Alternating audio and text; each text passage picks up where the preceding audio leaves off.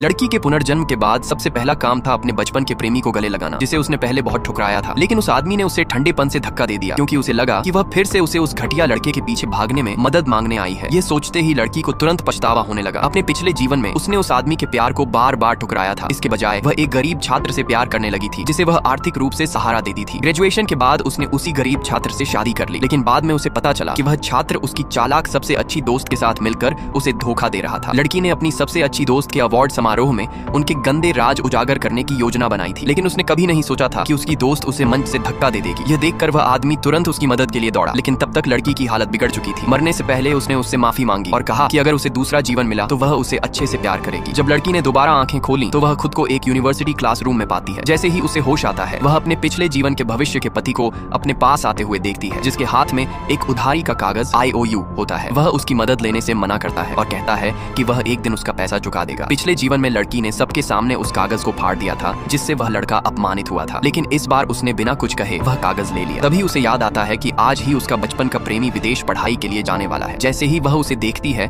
वह बिना झिझक उसके गले लग जाती है। आदमी हैरान हो जाता है, लेकिन उसे फिर से दूर धकेल देता है और कहता है कि वह उसकी मदद उस घटिया लड़के को पाने में नहीं करेगा। लड़की तुरंत कसम खाती है कि वह अब उस लड़के को कभी पसंद नहीं करेगी और उससे विदेश न जाने की गुहार लगाती है। वह आदमी पूरी तरह उलझन में पड़ जाता है और सोचता है कि वह अचानक इतनी बदल क्यों गई है। तभी एक सहपाठी आकर लड़की को बताता है कि टीचर उसे बुला रहे हैं। लड़की उसे सख्ती से कहती है कि वह कहीं न जाए और खुद टीचर से मिलने चली जाती है। उसकी जाती हुई परछाई को देखते हुए आदमी तय करता है कि वह उसे एक आखिरी मौका देगा। उस रात उसकी सबसे अच्छी दोस्त उसके हॉस्टल में आती है और उसे कैंपस सिंगिंग प्रतियोगिता में उसके लिए लिप सिंक करने को कहती है। लड़की बिना हिचकिचाए मान जाती है। पिछले जीवन में भी उसकी दोस्त इसी तरह मशहूर हुई थी, क्योंकि असल में गाना लड़की ही गाती थी, लेकिन इस बार लड़की ने उसी प्रतियोगिता के जरिए उससे बदला लेने की योजना बनाई। प्रतियोगिता के दिन उसकी दोस्त पूरे आत्मविश्वास के साथ स्टेज पर जाती है और गाना शुरू करती है, लेकिन अचानक लड़की बैकग्राउंड वोकल्स बंद कर देती है। उसकी दोस्त घबरा जाती है और कुछ समझ नहीं पाती। होस्ट को लगता है कि माइक्रोफोन खराब हो गया है और वह नया माइक लाने की बात करता है। दोस्त तुरंत कहती है कि उसका मूड खराब हो गया है और वह 10 मिनट का ब्रेक चाहती है, लेकिन जैसे ही वह स्टेज से नीचे उतरती है,